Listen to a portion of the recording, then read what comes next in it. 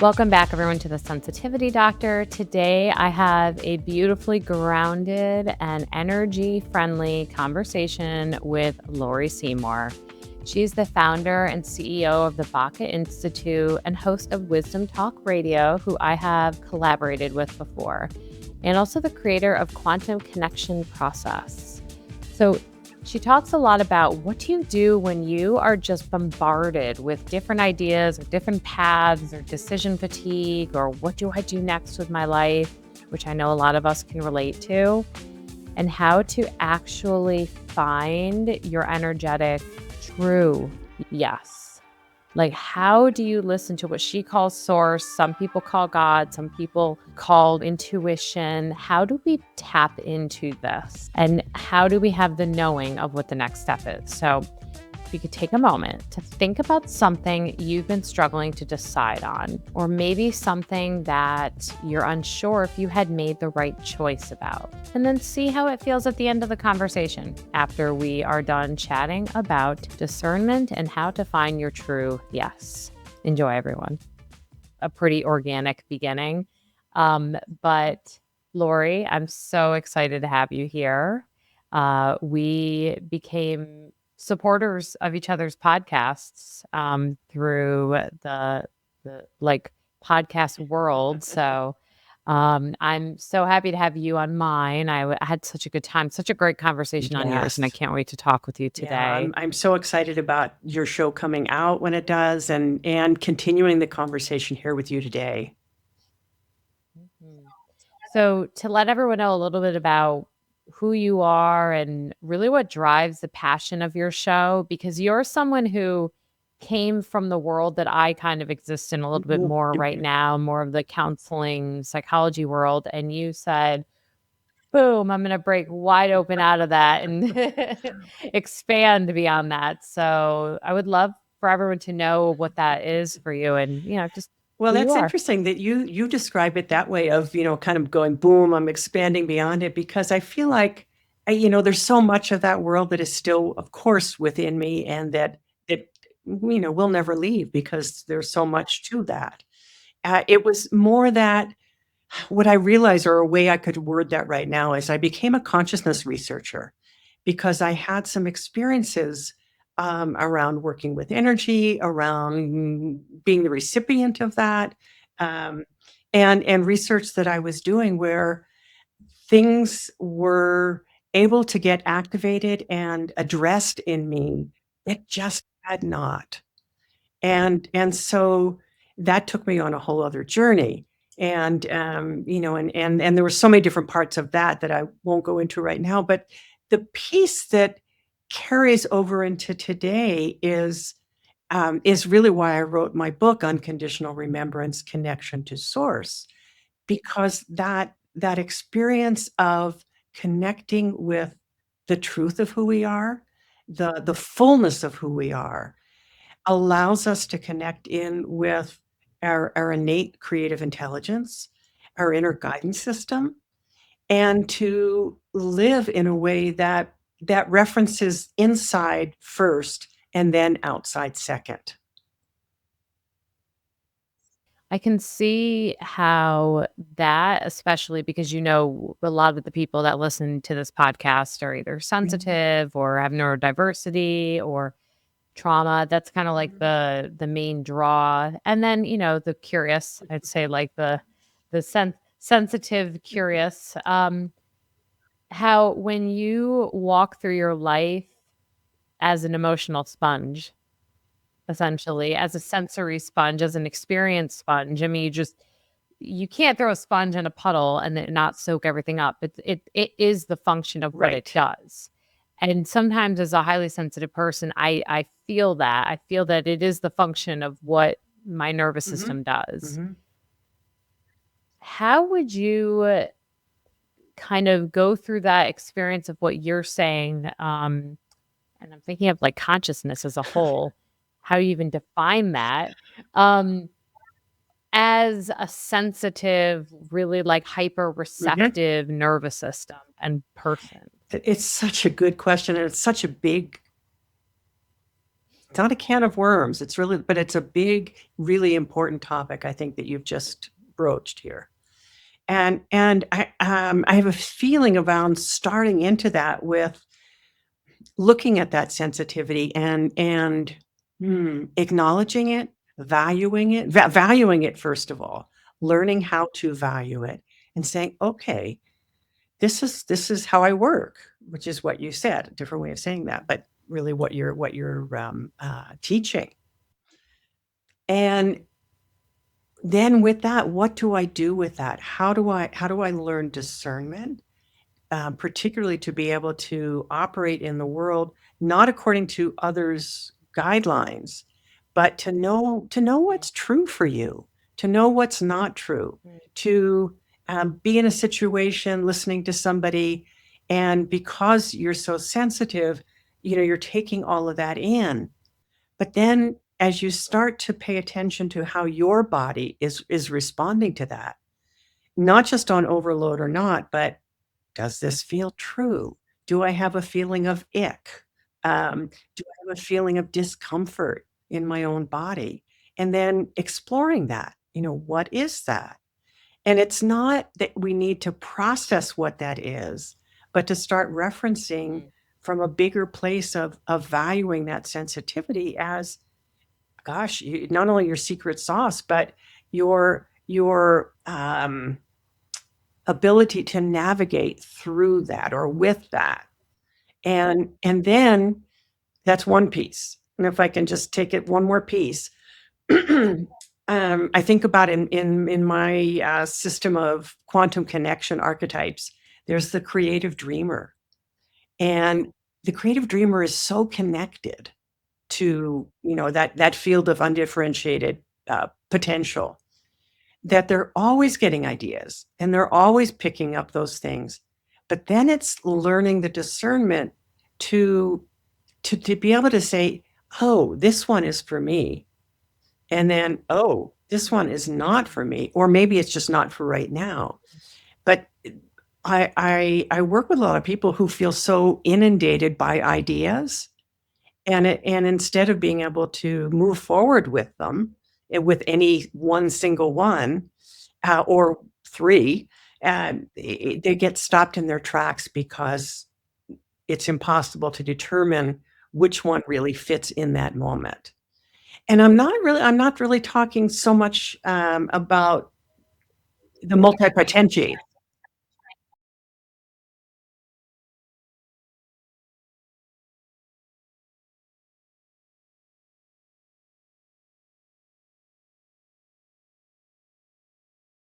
but the people that understand what being a multi potentialite is, realize that they may have all these great ideas, but then which one is for this moment? And how do I move with that? Not at the exclusion necessarily of the others, but recognizing that you may also be picking up ideas that are for somebody else. Because that's the nature of the quantum connection.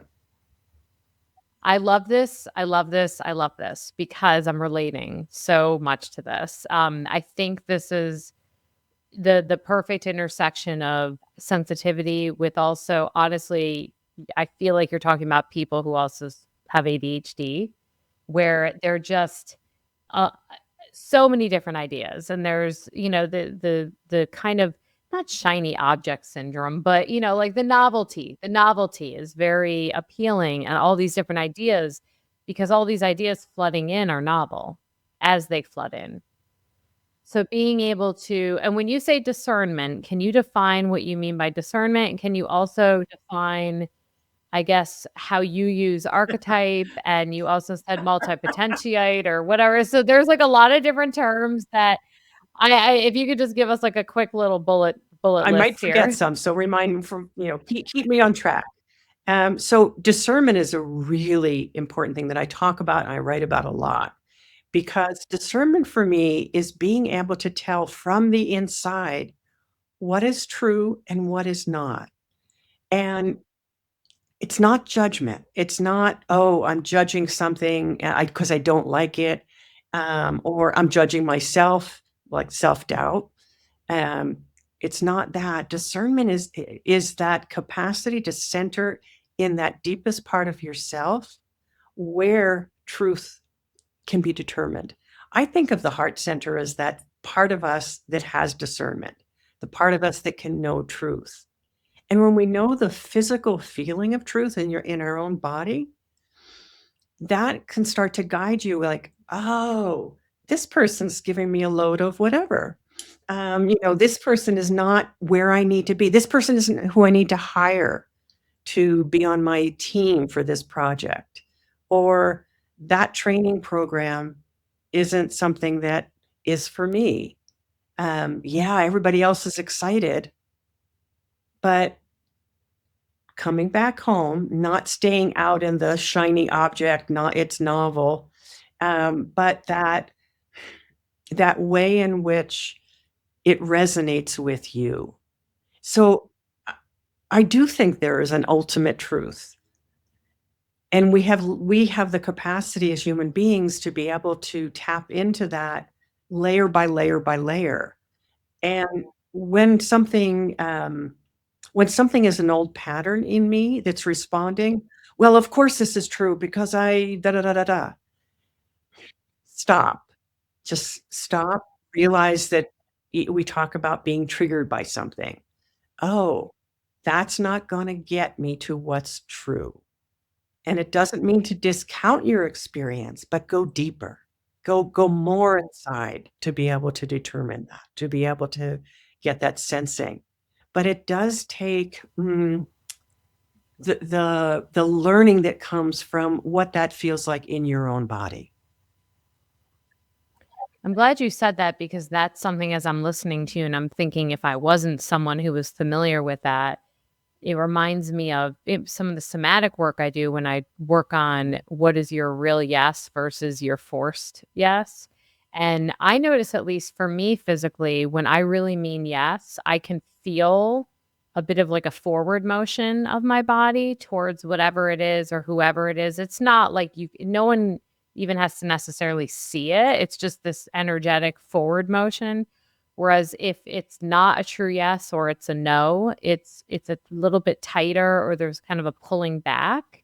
Did you say ick earlier? Because I feel like, oh, yeah, yeah, I'm pulling from your word, almost like a little minor ick. Mhm, And I think when I think of the unfortunate fact that some people who, say, for example, have experienced trauma, they can become so disrupted in their interoception of that ability to feel those internal mhm. cues that they sometimes think they have to think their way to their Oh, intuition. absolutely. I was one of those people that did it what didn't have to do with trauma so much.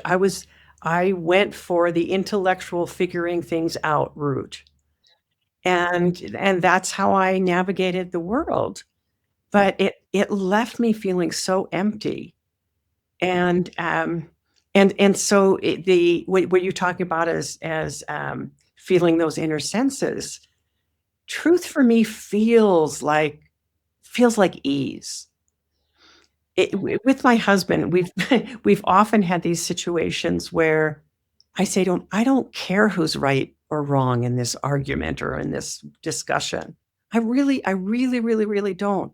What I need to feel is a sense of truth, and I need to come to that.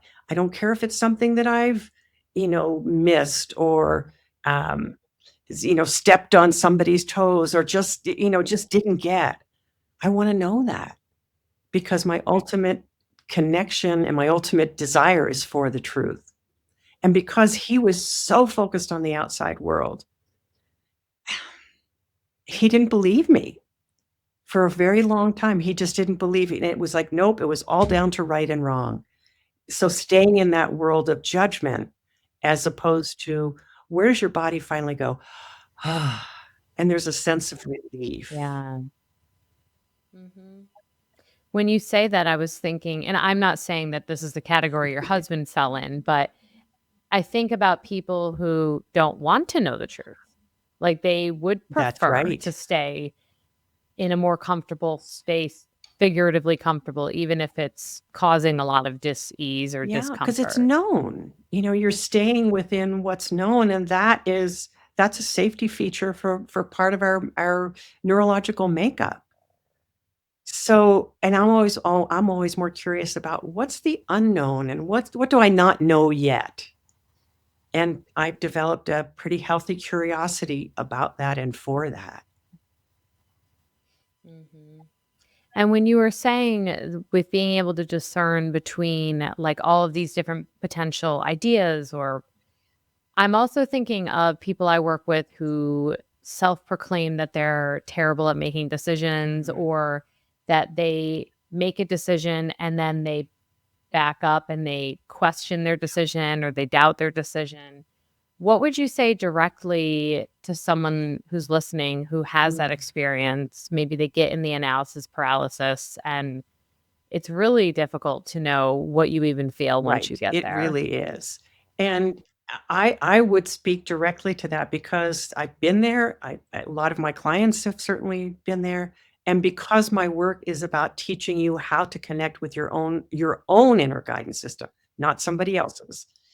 It starts it takes practice, first of all, and it takes, a willingness to go beyond what you think you already know and to go into kind of like, just stop and start to breathe. Just hang out with your breath. Hang out with your breath, just noticing how your breath feels. Because that's your first kind of entree into how do I feel inside? And if and it's not about making pro and con lists about the different ideas. It's hmm, how does this just kind of feel as I hang out with this idea or this possibility? Is there any little voice that comes up?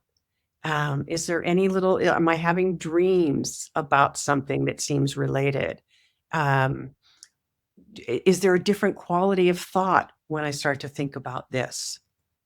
So those kind of developing your own language, your own inner language for what is, coming from your own inner guidance, and starting to distinguish between when you're not, when you're not connecting with that and when you are.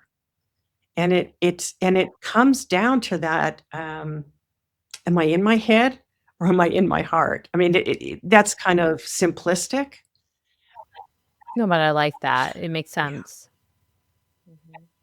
I find it's funny because you were saying multiple ideas, and I think back to there was almost like this before and after when I decided to focus in on what felt like it came to me naturally versus focus on what I just found interesting, for example. So I can use writing, for example. I've been writing since I was 5. I had a typewriter in my closet. I was basically writing my version of the Sweet Valley High books and Babysitter Club books, and I've been writing my whole life. I have so many unfinished documents of books and poems and all of these things.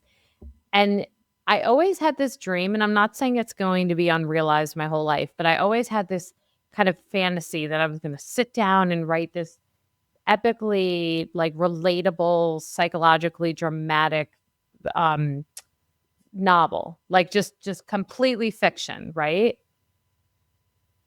The uphill slog and the years and years and years and years that I wasted trying to do this. And I say wasted, not entirely, but um the years and years and years that I experienced. We'll be a little bit more compassionate there. And nothing, like nothing came to fruition. And then when I took what I always did so naturally, which was therapy. This has always been natural for me.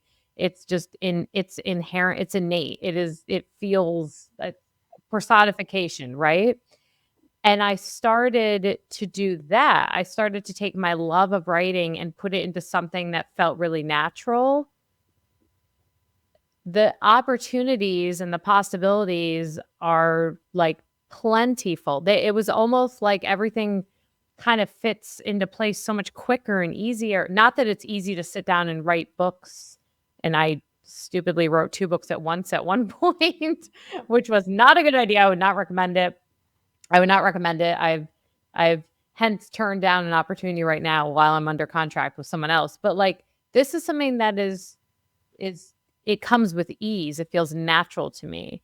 So it feels like there was this before and after because before that, I use that in other areas. Like there were instruments that I wanted to be good at or art forms that I wanted to be proficient at. And but the before and after of when I just kind of aligned with what was ease for me, there are things that I will like, I always dreamed of picking the viola back up because I used to play viola when I was a kid, and I was so bummed that I had quit.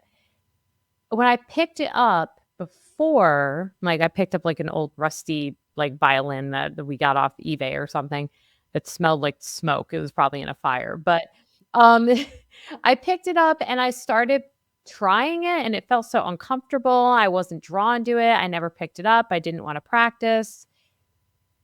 After I started focusing just on what felt easy to me, I started learning piano, which was never like the first thing I had wanted to do. And it feels easy. It feels easeful. I don't want to say easy, but there's like a clear path. I'm drawn towards sitting at the chair. I'm drawn Yeah. towards doing it. Like there's something that feels unblocked Maybe about it. flow is So the that was a better very word. long Yeah. example to try to give kind of like an image to what I think you're Yes, talking about. and it's there. I think flow might be a good word in that kind of example. Totally. Um, Yes.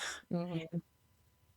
because it's not just I believe. We do have an inner guidance system. We may not be attuned to it, we may not pay attention to it, we may override it, but that we do Mm, have that capacity, each of us, to develop that and to mm, pay attention to it. mm, And then there's a different kind mhm, of flow. So even mm. before you bought the violin off eBay, this smelly, smoky thing, um, Which I have since yes, donated. um, it to tuning into, "Oh, is this something for me right now?" To be able to ask those questions inside and to trust the answers. Now, because I was an intuitive kid, and teenager and young adult, yeah, I I felt a lot. I felt like I was aware of a lot of things and aware a lot with friends and with people, and it's also what took me into being a psychotherapist.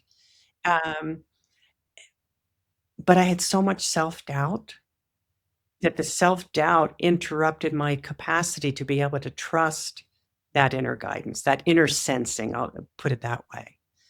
And so it wasn't until, um, some big shifts for me around feeling that sense of being loved inside that that shifted into, "Oh, the self-doubt really isn't there anymore."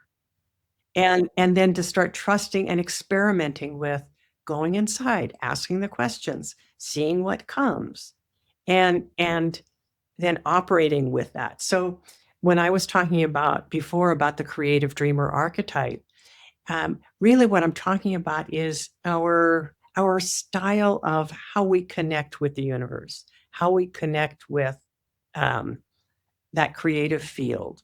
And I call it, our creative intelligence, but it's not just ours. It is, that full picture of that field of infinite potential that exists and that we're all part of, we're all connected to, um, and we're all an expression of.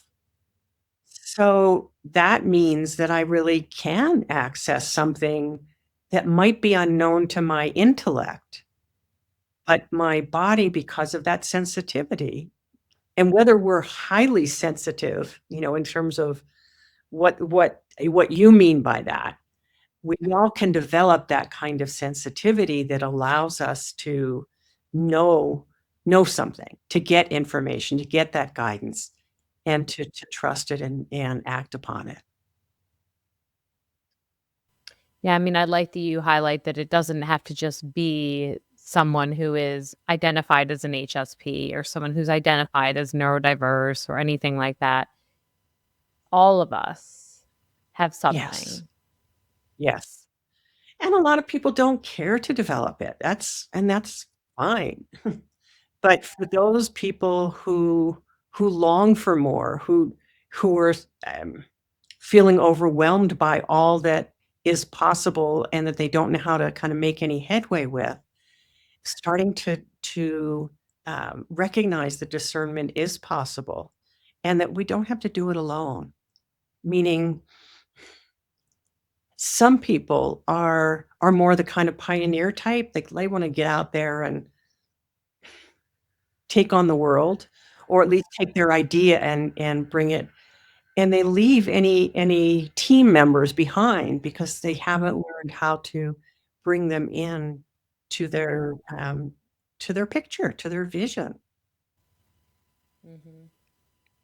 I'm glad you brought that up actually, and we're lining up right here because as you were talking before you said that, I started to think we're talking about the internal experience, but what about offering the opportunity to see what other people who you care and trust and feel safe with, what they see in you or what they've identified. It may, because it makes me think of a couple episodes ago, I had a lovely conversation where the guest was speaking about how she was told by someone else, you would be really great as a social worker. Like someone else reflected that mirror Right, back at right. her. Or I've even found myself in that dynamic with friends and family and even my clients when it's appropriate, where it's not a you should energy, but it's a I see this in you kind of Yeah, energy. and that's so beautiful because that's, and Mhm. thinking back to what I was talking about it with the person who is constantly flooded with ideas, Mhm. starting to develop that capacity to, oh, if this isn't for me, it's a great idea, but if this isn't for me, Mhm. who might it be for? And then just opening that conversation up Mhm. with yourself. Suddenly somebody may come to mind. It's like, oh my goodness.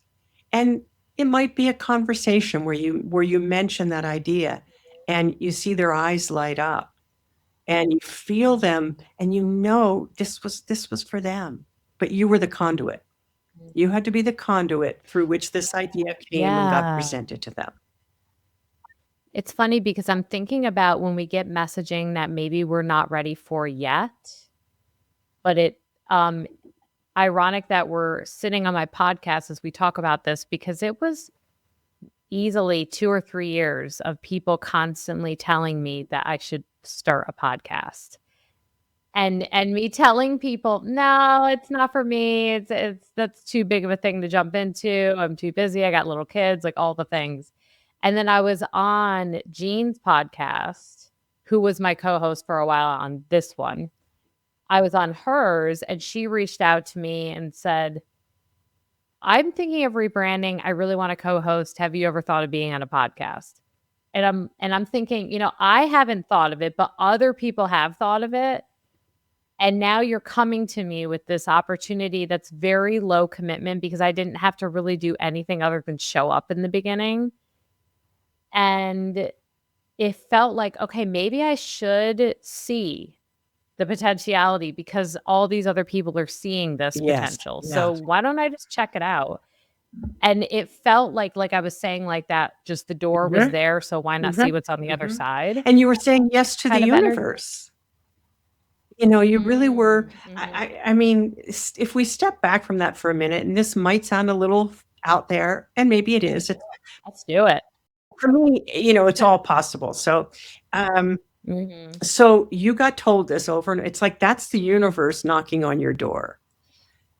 You Mhm. didn't have a full, flat out no, but you weren't No, but it was really, like a, yeah, "No, nah, it's that's not just gonna. too much." It wasn't Yeah, no. but you also was like, I don't really have the bandwidth for that, and la la la. Yes. And then this invitation comes. So it's like you drew in that invitation that said, "Oh, okay, she doesn't really have a big band. We'll show her. We'll show her how this could be." We'll make this happen whether she likes it or not. But now I love And you're it. so good at it, and it's so what you offer is so big and meaningful that Mm, this is like thank this is what you. what needed to happen, but And that's how those synchronistic things take place. Because we see those synchronicities. I couldn't do the word. Synchronicities? What about people who have a perfectionistic streak, though? Because sometimes when we are met with the "Would you try this?" fill in the blank, I don't I kind of, to overcorrect, have purposely declared myself kind of anti-perfectionistic, where I fail forward and I try things even if I'm going to mess up. I joke about putting one of our when I was pregnant with my daughter, putting one of our like coffee tables together upside down, because I'm like, whatever, I'll figure it out. And it was definitely needed help with that. But so I have that mentality. But because I've kind of purposely said that I would have a tendency to be perfectionistic, so I have to overcorrect and kind of do the opposite. What about someone who's thinking, okay, that's nice to hear, Amelia, but that's not me. Like, I'm very much still a perfectionist, and I don't want to do something unless I know I'm going to be good at it. Well, you miss out on a lot that way. I mean, we know that's Yeah. true.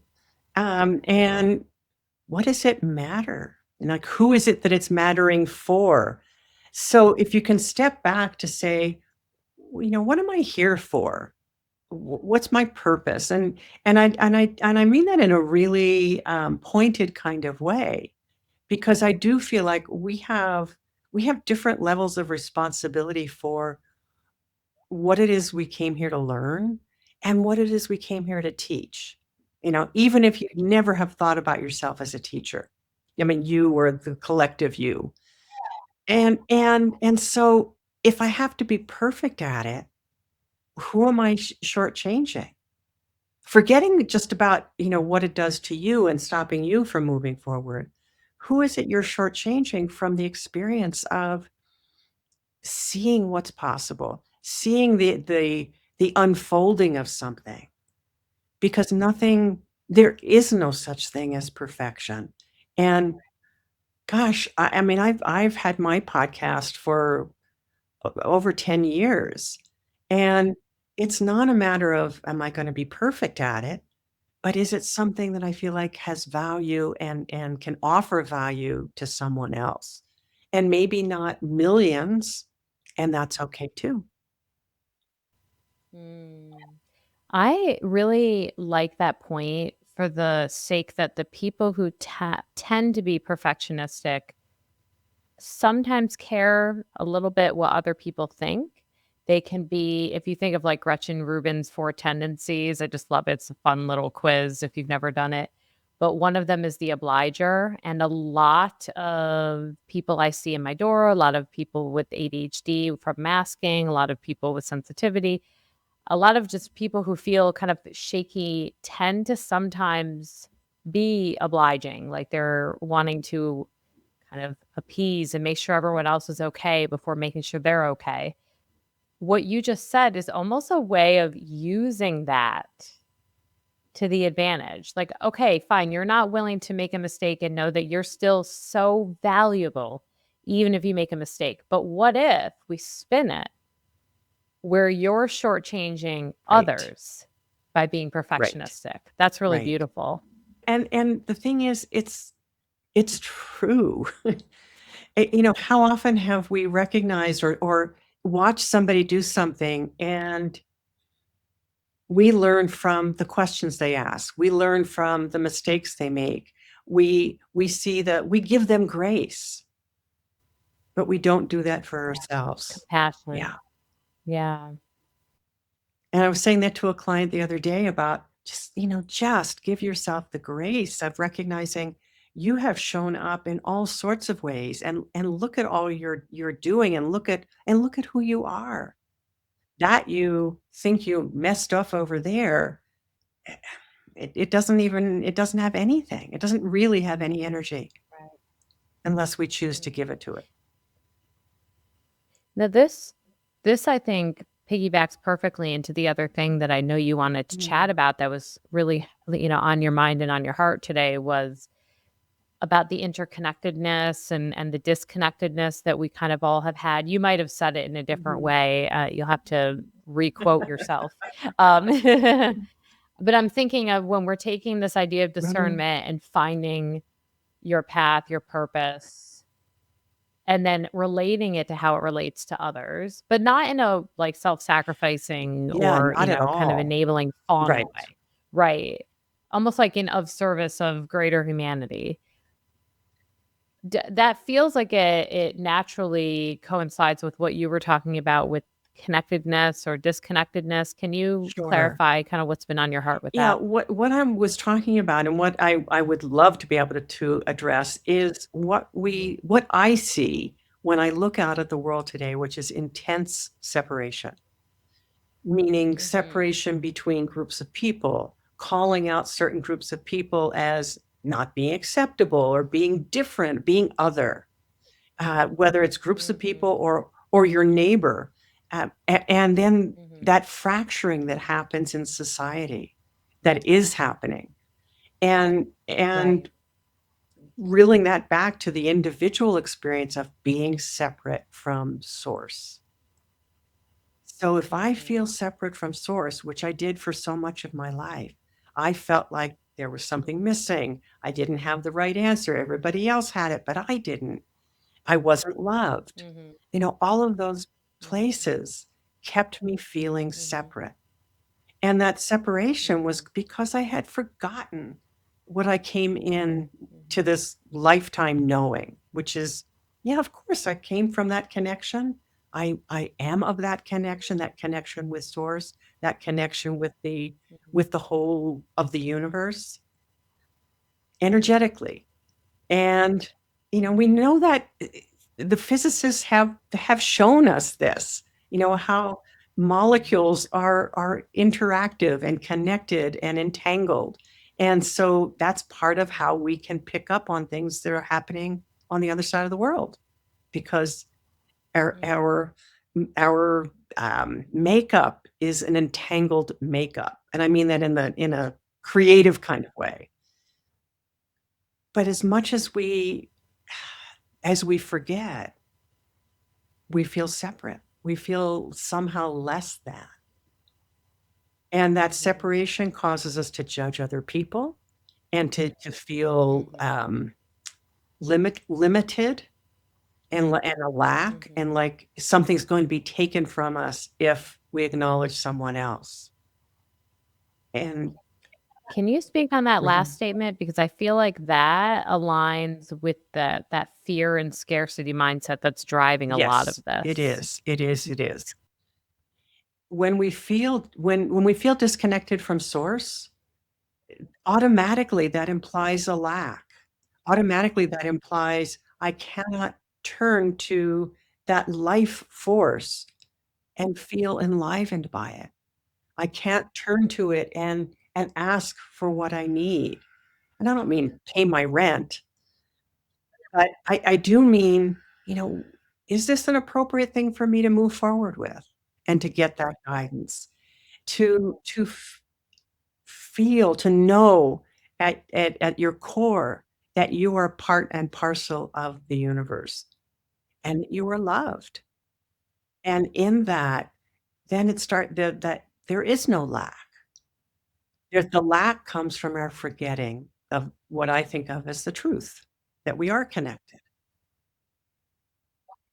What you're saying aligns really beautifully with my co-author from the Surviving Suicidality book with Gina Cavalier, how she was saying that for her, and she speaks about this a lot, and she wrote about it in our book quite a bit, that um, for her, like her suicidal ideation was at its peak when she felt the most isolated. And we look at all the research out there that has come out about like the risk factors with suicidality. And to me, it feels like, it really symbolizes kind of the ultimate disconnect, the ultimate isolation from what you're saying, like source, or for some people might say God, or for other people, you could even insert tribe or family or whatever that essence of belonging is for you. And you could even use just the word life. feeling somehow Mm. separate from life, like on the Yeah, it's a good outside. point. And I felt on the Yeah. outside so much in my early life, and it was because I had forgotten what was true. And it was because I had experience of losing, of losing. For me, it was my father and the love of my father when he died. And it was very young. My mother had 4 kids. There was so much, struggle. And so I grew up knowing struggle, not love. And struggle slash lack slash unloved, it's for me, it ends up all being very connected. Yeah. How old were you when your dad I was passed? 6. It was just before. Oh Yeah. my goodness. That is really young, and I could see how that would just imprint the whole story of your It childhood. did in a lot of ways, and looking back, it's like, how could it have been otherwise? Because I had to learn that so I could teach it, if that makes sense. Yeah, no, it does make sense. When you experienced that as young as 6 and all of those feelings throughout your childhood that you were saying, but then it sounds like there was also kind of like a turning point or a corner Mhm. in your adult Mhm. life that led to consolidating that experience into where you're at now. Was there something in your adult life that you feel like was a turning There point? was, and it was an experience, it was an energetic experience, actually, an initiation Mm, where I mhm, got to feel where I did feel that mhm, hole that I always had felt in myself, just gone and mhm. filled. Gone, filled, same Wow. thing. And what I remember feeling in that moment was so at peace, so full. And it wasn't because of the person who was doing this with me. It wasn't like, yes, she loved me, but it wasn't that. It was, I am loved. And it was like a moment of the shadows fell away, the forgetting fell away, and I remembered. And it's like, this is the truth of who we are. So yes. And that was a long, long time ago. And now it's like it's come full circle in the sense of being able to speak to that, being able to teach about that, being able to, because I work with energy, help people, not help people, activate that remembrance within people. Mm. Can I ask how you like what's a typical thing you might do to help someone do You that? can't. No. No, what I really mean to say is that there are experiences of energy that I work with that allow that to take place within someone. But then it's the building the solidity of that connection, of that bridge. And so the Terrain meditation sessions I do online, I started those, gosh, over 10 years ago, so that people could have a regular place to come and experience that, because they happen live, but they're recorded so people can listen to them later, and people have an experience of that in those sessions. They're short, they're a little teaching, a little meditation, but they're always that experience of that energy. Mm, I love that. I mean, that's so where would people find those? You were saying that's something that people could Yeah, find. well, so they're on my website, thebacainstitute.com, and it's not that you can't access the meditations directly unless you subscribe, but Gotcha. there's a library of over Gotcha. 900 recordings. Oh my goodness. Okay. Well, there's There's plenty. plenty to listen to, but the so people sign up for a month at a time, and they Mhm. they have the experiences. If they can't come, I'm still focusing. As long as they're subscribed, I'm still focusing energy on them during those times. They happen twice a week. Mm, People come as their schedule allows, or they listen to a recording, mhm. and the recordings are all encoded with that same frequency. Okay. It kind of reminds me of I had there's a shaman in North Carolina. Well, she was in North Carolina, Bloom Post, who I met through she had done a cacao ceremony here in the area and I couldn't describe it. It was her energy that I was so drawn to. I think also like there was a little bit about her that reminded me of my mom, like the good parts of my mom. We all have, I think all of our parents have flip sides, right? Things that we try to reparent ourselves around, and then things that we really love and we are gravitating towards. And Bloom kind of held a lot of the positive qualities that I like admire about my mom. And so I did go to some of her kind of meditations and courses, and I get what you're saying in the sense that you can't describe what was happening in these sessions. It's very, I mean, it's individual, it's energetic. It would almost be like me fully describing not the methods I use in therapy, but the energy Exactly. exchange that happens in Exactly. It therapy. goes beyond the method. I get Yeah, no, I get that for sure. So if there's someone listening today who is really familiar with this, they're probably listening and thinking, "Yes, I get Mhm. it. Like this aligns," or maybe they've lost touch and they're thinking they need to, kind of get back to their potentiality, their source, their energy, all of that. For someone else listening who is like this is kind of language is very foreign to them, or Mhm. it's not really how they look at life, is there anything that, you would want them to take from it so they're still taking what you're offering and Mhm, what you're mhm. saying, but it, like, really lands for them? That's such a good question. It's something. Oh, and there's some construction now noise going on. I don't know if you can hear that. Only a little, Okay. no worries. Um, so I would say give yourself some space, just some quiet time, Mhm, maybe 5 minutes mhm, each day. And you might say, "Oh, that's gonna drive me crazy. I can't do that. I don't have time for that." But it's just to start experiencing or experimenting with that you do have an inner life. And your inner life is not mhm, just judgment and concern and struggle, but that it's deeper than that and mhm, and even quieter than that, which is why you need that little bit of space. Um, and then my book, Unconditional Remembrance, is a good way to start mhm, kind of dipping your toe in and seeing how you feel as you read that, because the book is very much encoded with these energies. mhm. Oh, I love that. And so a perfect way to ask you then also, where can people, stay more connected? You had said, the Baca Institute has a website. Are there certain avenues that are just easiest for connecting that you would love for people to reach Sure. out? Yeah, I mean, there's so many blog posts there, so there's lots of things to explore and read.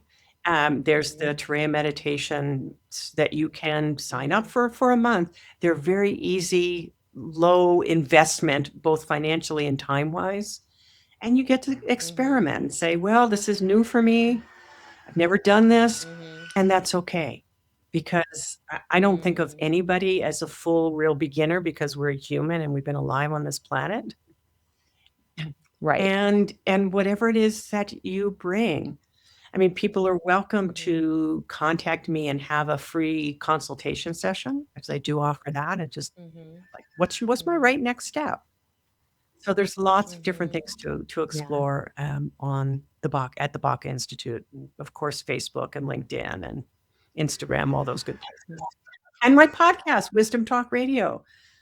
Dr. Amelia Yes. Kelley is one of my future guests. I mean, we've already recorded, but it hasn't come live yet.